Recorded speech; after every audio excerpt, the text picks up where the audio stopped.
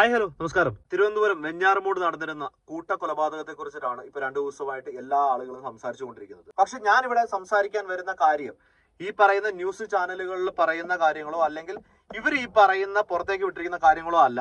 ഇതില് ഈ ന്യൂസിലൊന്നും സംസാരിക്കാത്ത കുറച്ച് കാര്യങ്ങളെയാണ് നിങ്ങളുടെ മുന്നിലേക്ക് എത്തിക്കുന്നത്. ആദ്യം തന്നെ നമുക്ക് ഈ ന്യൂസിൽ പറഞ്ഞിരിക്കുന്ന കുറച്ച് കാര്യങ്ങൾ കേട്ടു നോക്കാം. പ്രതിയുടെ മൊഴിയിൽ വൈരുദ്ധ്യങ്ങൾ ഉണ്ടെന്നാണ് പോലീസിന്റെ കണ്ടെത്തൽ. ഇന്നലെ വെഞ്ഞാറമൂട്ടിലെ സ്വകാര്യ സ്ഥാപനത്തിൽ സ്വർണം പണയം വെച്ചു എന്ന മൊഴി വ്യാജമാണ്. സ്വർണം പണയം വെച്ചത് കഴിഞ്ഞ വ്യാഴാഴ്ചയാണ്. കൊലയ്ക്ക് ഉപയോഗിച്ച ചുറ്റിക വാങ്ങിയ കട പോലീസ് തിരിച്ചറിഞ്ഞിട്ടുണ്ട്. ഇത് അഫാൻ നൽകിയ മൊഴിയുടെ അടിസ്ഥാനത്തിലാണ് പോലീസ് ഇങ്ങനൊരു കണ്ടെത്തൽ നടത്തിയിരിക്കുന്നത്. ഗുരുതര പരിക്കുമായി ചികിത്സയിൽ കഴിയുന്ന ഉമ്മയുടെ മൊഴി ഇതുവരെ രേഖപ്പെടുത്താൻ കഴിഞ്ഞിട്ടില്ല. വിസ കാലാവധി കഴിഞ്ഞതിനാൽ അഫാന്റെ പിതാവിന് നാട്ടിലേക്ക് മടങ്ങാൻ ഉടൻ കഴിയില്ല. അമ്മയുമായി വീണ്ടും തർക്കമുണ്ടാകുന്നു, അമ്മയെ ആക്രമിക്കുന്നു, അമ്മ ഏറെക്കുറെ മരിച്ചു എന്നുള്ളൊരു ചിന്തയുണ്ടാകുന്നു. ആ സമയത്ത് ഈ സഹായിക്കാത്ത ആളുകളോട് പകയുണ്ടാകുന്നു. ഇങ്ങനെ പലതരം കഥകൾ പലയിടങ്ങളിൽ നിന്ന് കേൾക്കുകയാണ്. പോലീസ് ഏത് വഴിക്കാണ് കണ്ണൻ? പോലീസ് 3 കാര്യങ്ങളാണ് പ്രധാനമായും അന്വേഷിക്കുന്നത്. അതിൽ ഈ പ്രതി പറഞ്ഞിട്ടുള്ള മൊഴി, അതായത് സാമ്പത്തിക ബുദ്ധിമുട്ടുണ്ടായിരുന്നു, സാമ്പത്തിക ബുദ്ധിമുട്ടിന്റെ പേരിൽ കൊലപാതകം നടത്തിയെന്നുള്ളത് തന്നെയാണ് പ്രധാനമായും അന്വേഷിക്കുന്നത്. പക്ഷേ അത് പൂർണ്ണമായും മുഖവിലേക്കെടുക്കാൻ പോലീസിന് സാധിക്കുന്നില്ല. കാര്യം അയാൾ പറഞ്ഞ പല കാര്യങ്ങളും കളവാണ് എന്ന് ചില അന്വേഷണങ്ങളിൽ നിന്ന് തന്നെ പോലീസിന് മനസ്സിലാവുന്നുണ്ട്. അയാളുടെ ടെലിഫോൺ രേഖകൾ പരിശോധിക്കുമ്പോൾ, കോൾ ടവർ ലൊക്കേഷൻ പരിശോധിക്കുമ്പോൾ അയാൾ പറഞ്ഞ സ്ഥലങ്ങളിലൊന്നും ആ സമയത്ത് ഈ വ്യക്തി എത്തിയിട്ടില്ല. അതൊക്കെ പരിശോധിച്ചുകൊണ്ടാണ് പോലീസ് ഇത് വ്യാജമാകാൻ സാധ്യതയുണ്ട് എന്നുള്ള നിഗമനത്തിലേക്ക് എത്തുന്നത്. രണ്ടാമത്തേത്, ഇയാൾ ലഹരിക്ക് അടിമയാണോ എന്നുള്ള ഒരു സംശയമാണ് പ്രധാനമായും പോലീസിനുള്ളത്. അത് കണ്ടെത്താൻ വേണ്ടി ഇപ്പോൾ അയാളുടെ രക്തസാമ്പിളുകൾ ശേഖരിച്ചിട്ടുണ്ട്. മദ്യം അല്ലെങ്കിൽ മറ്റ് ഏതെങ്കിലും ലഹരിയല്ല, രാസലഹരി അടക്കമുള്ള കാര്യങ്ങൾ ഇയാൾ ഉപയോഗിക്കുന്നുണ്ടോ എന്നുള്ള ഒരു സംശയം കൂടിയാണ് ഇപ്പോൾ പോലീസിന് ഉള്ളത്. അതിന്റെ അടിസ്ഥാനത്തിൽ ഈ ഒരു വാർത്ത നമ്മൾ ഒരുപാട് ആളുകൾക്ക് ഒരുപാട് ബുദ്ധിമുട്ടുകൾ ഉണ്ടാക്കിയ, അല്ലെങ്കിൽ മനസ്സിൽ ഭയങ്കരമായിട്ടൊരു എന്താ പറയുന്നത്, കണ്ടാൽ സഹിക്കാൻ പറ്റാത്ത അല്ലെങ്കിൽ കേട്ടാൽ തന്നെ സഹിക്കാൻ പറ്റാത്ത രീതിയിലുള്ള ഒരു വാർത്തയായിരുന്നു ഇത്. കാരണം സ്വന്തം അനിയനെ പോലും നിഷ്കരണം ചുറ്റയ്ക്ക് അടിച്ചു കൊല്ലുക എന്നൊക്കെ പറയുന്നത് നമുക്ക് അത്രയധികം ക്രൂരമായിട്ട് ചിന്തിക്കുന്നത് എങ്ങനെയാണെന്നാണ് നമുക്ക് മനസ്സിലാവാത്തത്. അപ്പൊ ഈ ന്യൂസ് കേട്ട അന്ന് തൊട്ട് എല്ലാ ആളുകളും പറയുന്നത് മാർക്കോ എന്ന് പറയുന്ന ഒരു സിനിമയെ കുറിച്ചിട്ടാണ് എല്ലാവരും പറയുന്നത്. മാർക്കോ എന്ന് പറയുന്ന ഒരു സിനിമ മാത്രമൊന്നുമല്ല നമ്മുടെ ലോകത്ത് അല്ലെങ്കിൽ നമ്മുടെ നാട്ടിലേക്ക് ഇറങ്ങിയിട്ടുള്ളത്.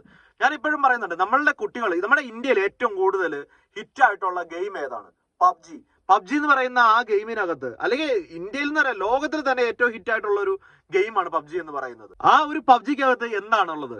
ഒരു ടീമായിട്ട് മറ്റുള്ള ആളുകളെ വെടിവെച്ച് കൊന്ന് മുന്നോട്ട് പോകുന്ന ഇത് കാര്യങ്ങളാണ്. ഒരാളെ കൊല്ലാനായിട്ട് ഇപ്പോ പണ്ടൊക്കെ നമുക്കൊരു റിവോൾവർ എന്ന് പറഞ്ഞു കഴിഞ്ഞാൽ തോക്ക് ഏതാ, ചെറുതാണോ വലുതാണോ എന്ന് മനസ്സിലാക്കാത്ത ഒരു പ്രായമുണ്ടായിരുന്നു. പക്ഷേ ഇന്നത്തെ കുട്ടികളോട് ചോദിച്ചു കഴിഞ്ഞാൽ ഓരോ ഗണ്ണിന്റെ പേരടക്കം പറയും. കാരണം ഇത് പബ്ജിയിൽ നിന്ന് പഠിച്ചതാണ്. അപ്പോ അങ്ങനെയുള്ള കുട്ടികൾ ഈ പബ്ജി കണ്ടിട്ട് മറ്റുള്ള ആളുകളെ വെടിവെക്കാനായിട്ട് തോന്നത്തില്ല എന്നാണോ പറയുന്നത്? അല്ലാതെ മറ്റൊരു ഗെയിമും കൂടെ ഉണ്ട്, ഞാൻ കറക്റ്റ് എന്റെ പേര് എനിക്ക് ഓർമ്മ വരുന്നില്ല. ഒരു കാറിനകത്ത് കയറി മറ്റുള്ളവരെ ഇടിച്ചു കൊന്ന്, അല്ലെങ്കിൽ നമുക്ക് അങ്ങനെ മറ്റുള്ളവരെ ഇടിക്കാനും തൊഴിക്കാനും ഒക്കെ പറ്റുന്ന രീതിയിലൊരു ഗെയിം ഉണ്ടായിരുന്നു. ശരിക്കും അതിന്റെ പേര് എനിക്ക് മനസ്സിലേക്ക് കിട്ടുന്നില്ല. അപ്പൊ നമ്മുടെ കുട്ടികൾ ഇപ്പൊ ഡിജിറ്റൽ മേഖലയിൽ ഇത്രയും വളർച്ച വന്നു കഴിഞ്ഞപ്പോ ആദ്യമേ ജനിച്ചു വീഴുമ്പോ കയ്യിലേക്ക് ഫോണാ കിട്ടുന്നത്. എന്തെങ്കിലും ഒരു കുറച്ച് സമയം കിട്ടിയോ, എന്നാ ഗെയിം കളിച്ചോ, ഇരുന്നോ, നേരെ കുട്ടികളുടെ കയ്യിലേക്ക് കൊടുത്തിട്ട് അങ്ങനെ പോകുന്ന മാതാപിതാക്കളാണ് ഇപ്പോഴുള്ളത്. അപ്പൊ ഇങ്ങനെയുള്ള സാഹചര്യത്തിൽ ഈ പറയുന്ന സിനിമേനെ മാത്രം കുറ്റം പറയാനായിട്ട് നമുക്ക് സാധിക്കുമോ? ഏതൊരു അപകടം വന്നു കഴിഞ്ഞാൽ ഉടനെ സിനിമയുടെ തലേ. അങ്ങനെയാണെന്നുണ്ടെങ്കിൽ എത്ര നല്ല സിനിമകൾ വരുന്നുണ്ട്. ഈ സിനിമകൾ കണ്ടിട്ട് ആരെങ്കിലും പ്രചോദനം ഉണ്ടായിട്ട് നല്ല ആളായിട്ട് മാറുന്നുണ്ടോ? ഇല്ലെങ്കിൽ അഴിമതിക്കെതിരെ പോരാടുന്ന ആളായിട്ട് മാറുന്നുണ്ടോ? സിനിമ കണ്ടിട്ട് പട്ടാളക്കാരനായി മാറിയ എത്ര ആളുകളുണ്ട് നിങ്ങളുടെ ഇടയിലേക്ക്? അപ്പൊ എന്തിനും ഏതിനും സിനിമ എന്ന് പറയുന്ന ഒരു കാര്യത്തിനെ കുറ്റമായി. എനിക്ക് ഇതുപോലെയുള്ള കാര്യങ്ങൾ കാണുമ്പോൾ എനിക്ക് ഏറ്റവും കൂടുതൽ എനിക്ക് തോന്നിയ ഒരു കാര്യം, നമ്മളുടെ കേരളത്തിൽ ഇപ്പൊ ഉള്ള മയക്കുമരുന്നുകൾ, അത് രാസലഹരികളായിക്കോട്ടെ, അല്ലാതെ കഞ്ചാവ്, കോപ്പ്, കൊടുസകൾ, അങ്ങനത്തെ ഉള്ള എല്ലാ സാധനങ്ങളും ആയിക്കോട്ടെ, ഇതെല്ലാം നമ്മുടെ നാട്ടിൽ നമ്മളുടെ കവലകളിൽ, നമ്മുടെ ചെറിയ ചെറിയ കവലകളിൽ പോലും സുലഭമായിട്ട് കിട്ടുന്ന സാധനമാണ്. ഇത് നമ്മുടെ സർക്കാർ സംവിധാനങ്ങളെ മനസ്സിലാക്കാഞ്ഞിട്ടാണോ? നമ്മളുടെ കേരളത്തിലേക്ക് എത്തുന്ന ഇതുപോലെയുള്ള ലഹരി വസ്തുക്കൾക്ക് നല്ലൊരു പങ്ക് നമ്മുടെ കേരള പോലീസിലുള്ള ചില ഉദ്യോഗസ്ഥർക്ക് ഉണ്ടെന്നുള്ളതിന് ഒരു തരത്തിലുള്ള സംശയവും വേണ്ട. കാരണം നമ്മുടെ അന്യ സംസ്ഥാനങ്ങളിൽ നിന്ന് ഇപ്പൊ ബാംഗ്ലൂർ വരെയൊക്കെ ഒന്ന് പോയി കുറച്ച് ഐറ്റംസ് എടുത്ത് എങ്ങനെയെങ്കിലും ഇവിടെ കൊണ്ടെത്തിച്ചു കഴിഞ്ഞാൽ 10,000-50,000 രൂപയാണ് അവർക്ക് ഒരാൾക്ക് കയ്യിലേക്ക് കിട്ടുന്നത്. എനിക്ക് പ്രിയപ്പെട്ട മാതാപിതാക്കളോടാണ് ആദ്യം പറയാനുള്ളത്, നമ്മളുടെ കുട്ടികൾ ആരുടെയൊക്കെ കൂടെയാണ്? നമ്മളെപ്പോഴും ഈ പെൺകുട്ടികളെ മാത്രമാണ് ശ്രദ്ധിക്കുന്നത്. പെൺകുട്ടികൾ എവിടെ പോകുന്നു, പെൺകുട്ടികൾ ഫോൺ ചെയ്യുന്നത്, ആരെയാണ് ഫോൺ ചെയ്യുന്നത്, പെൺകുട്ടികൾ എങ്ങനെയാണ്, അങ്ങനെയാണ്. പെൺകുട്ടികൾക്ക് കൂടുതൽ കെയർ നമ്മൾ കൊടുക്കാറുണ്ട്. പക്ഷേ നിങ്ങളുടെ സ്വന്തം വീട്ടിലുള്ള ആൺകുട്ടികളെ നിങ്ങളുടെ എത്ര ആളുകൾ ശ്രദ്ധിക്കുന്നുണ്ട്? അവർ ആരുടെയൊക്കെ കൂടെയാണ് പോകുന്നത്? ആരുടെയൊക്കെ കൂടെ സംസാരിക്കുന്നുണ്ട്? അവരുടെ കയ്യിൽ ആവശ്യത്തിലധികം പണം എത്തുന്നുണ്ടോ? അവരുടെ പേഴ്സിൽ എന്തൊക്കെയാണോ ഉള്ളത്? അല്ലെങ്കിൽ അങ്ങനെയുള്ള എന്തൊക്കെ കാര്യങ്ങൾ നിങ്ങളുടെ വീട്ടിലുള്ള ആൺകുട്ടികളെ കുറിച്ച് നിങ്ങൾ ശ്രദ്ധിക്കുന്നുണ്ട്? ഇതുവരെ നിങ്ങൾ ശ്രദ്ധിച്ചിട്ടില്ല എന്നുണ്ടെങ്കിൽ ഇനി ശ്രദ്ധിക്കണം. കാരണം നമ്മുടെ കുട്ടികളെ വഴി തെറ്റിക്കാനായിട്ട് ഒരുപാട് മാർഗങ്ങൾ നമ്മുടെ ചുറ്റും ഇപ്പൊ മിനിറ്റിന് ഉണ്ടായിക്കൊണ്ടിരിക്കുകയാണ്. അതുകൊണ്ട് പെൺകുട്ടികളെ ശ്രദ്ധിക്കുന്നതിനേക്കാളും ഒരു പടി കൂടുതൽ ആൺകുട്ടികളെ ശ്രദ്ധിക്കണം എന്നാണ് എനിക്ക് പറയാനുള്ളത്. ആൺകുട്ടികളെ പറഞ്ഞ് മനസ്സിലാക്കിക്കണം, പെൺകുട്ടികളെ ബഹുമാനിക്കാൻ പഠിപ്പിക്കണം, അല്ലെങ്കിൽ പെൺകുട്ടികളെ എങ്ങനെ പെരുമാറണം എന്നുള്ളത് പഠിപ്പിക്കണം, എങ്ങനെ മറ്റുള്ളവർ സംസാരിക്കും, ഇതെല്ലാം ആൺകുട്ടികൾക്ക് വേണം കൂടുതലായിട്ട് കെയർ ചെയ്ത് നമ്മൾ പറഞ്ഞ് പഠിപ്പിച്ചു കൊടുക്കേണ്ടത്. അതിന്റെ കൂടുതൽ തന്നെയാണ് നമ്മുടെ കേരള ഗവൺമെന്റിനോട് അപേക്ഷയാണ്, കാല് പിടിച്ച് അപേക്ഷിക്കുകയാണ്. നിങ്ങൾ ഈ പറയുന്ന നമ്മളുടെ നാട്ടിലുള്ള മയക്കുമരുന്ന് ലോബിക്കെതിരെ വളരെ നല്ല ഒരു ആക്ഷൻ എടുത്തില്ല എന്നുണ്ടെങ്കിൽ നമ്മുടെ നാട്ടിൽ ഇനിയും കൊലപാതകങ്ങൾ നടക്കും, ബലാത്സംഗങ്ങൾ നടക്കും, പിടിച്ചുപറി നടക്കും, കത്തിക്കുത്ത് നടക്കും, വെടി നടക്കും, എല്ലാ കാര്യങ്ങളും നടക്കും. കാരണം ഈ സാധനം തലയ്ക്കകത്തോട്ട് കയറി കഴിഞ്ഞാൽ സ്വന്തം തന്തേനെയും തള്ളേനെയും മനസ്സിലാകാത്ത വെറും നീച മൃഗങ്ങളായിട്ട് കുട്ടികൾ മാറും. അതിന് സിനിമേനെ ഒന്നും കുറ്റം പറഞ്ഞിട്ട് കാര്യമില്ല. നമ്മളുടെ ചുറ്റുപാടിനെ നമ്മൾ മനസ്സിലാക്കിയേ പറ്റത്തുള്ളൂ. ഇപ്പൊ ഈ ഒരു സംഭവത്തിന് പോലും ഈ ന്യൂസുകളിൽ ഏറ്റവും കൂടുതൽ പറഞ്ഞത് 23 വയസ്സുകാരന് 25 ലക്ഷം രൂപയോളം കടമുണ്ടായിരുന്നു.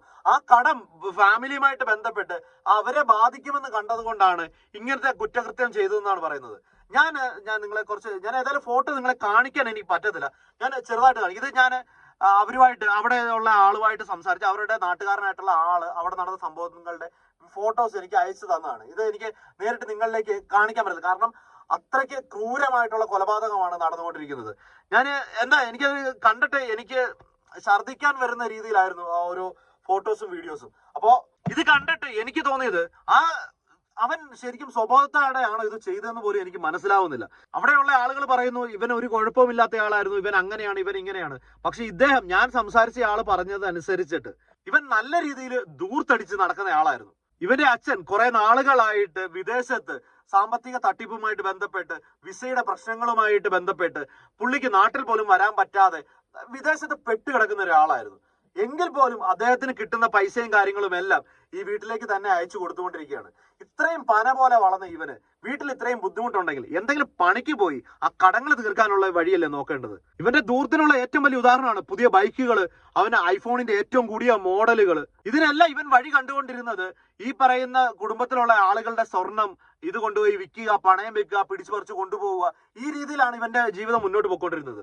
ഈ പെൺകുട്ടിയുടെ കാര്യം പോലും എടുക്കുകയാണെന്നുണ്ടെങ്കിൽ ഈ പെൺകുട്ടിയെ കല്യാണം കഴിക്കാൻ ആഗ്രഹമുണ്ടെന്ന് പറഞ്ഞുകൊണ്ട് ഈ പെൺകുട്ടിയുടെ വീട്ടിൽ ചെന്നു. അവര് ഒരുവിധം സമ്മതമായിരുന്നു, അവര് കല്യാണം കഴിച്ചു കൊടുക്കാനൊക്കെ സമ്മതമൊക്കെ ആയിരുന്നു. ഈ പെൺകുട്ടി പല സമയത്തും ഇവന്റെ കൂട്ടത്തിൽ ഇവന്റെ വീട്ടിൽ വന്നിട്ടുണ്ട്. ഈ പെൺകുട്ടിയുടെ പല സ്വർണ്ണാഭരണങ്ങളും ഇവൻ കൊണ്ടുപോയി വിൽക്കുകയും പണയം വെക്കുകയും ചെയ്ത് ആ പൈസയിലൂടെയാണ് ഇവൻ ജീവിതം മുന്നോട്ട് കൊണ്ടു നടന്നുകൊണ്ടിരുന്നത്. ഇപ്പൊ പോലെ അവന്റെ ഉമ്മേനെ അവൻ കൊല്ലാനായിട്ടുള്ള കാരണം അവരുടെ കഴുത്തിൽ ഒരു മാല ഉണ്ടായിരുന്നു. അത് ചോദിച്ചുകൊണ്ടാണ് ഇവൻ അവിടെ ചെന്നതെന്നാണ് പറയപ്പെടുന്നത്. ഇവന്റെ ഉമ്മയോട് പൈസ ചോദിച്ച് കിട്ടാഞ്ഞിട്ടാണ് ഉമ്മേനെ ആദ്യമേ കൊല നടത്തി. അതിനുശേഷം ഇവന്റെ വാപ്പയുടെ ഉമ്മയുടെ വീട്ടിലേക്ക് ചെന്നു. അവർക്ക് ആ മാല ചോദിച്ചപ്പോൾ അത് മകളുടെ കയ്യിലാണെന്ന് പറഞ്ഞ് അതിൽ വാക്കുതർക്കമുണ്ടായി വലിയുമ്മേനെ കൊല്ലുകയാണ്. അതിനുശേഷമാണ് സഹോദരൻ, ഈ പറയുന്ന അപ്പന്റെ സഹോദരന്റെ വീട്ടിലേക്ക് ചെല്ലുന്നത്. ഈ മാലയെ കുറിച്ചിട്ടാണ് അവിടെയും സംസാരം ഉണ്ടായത്.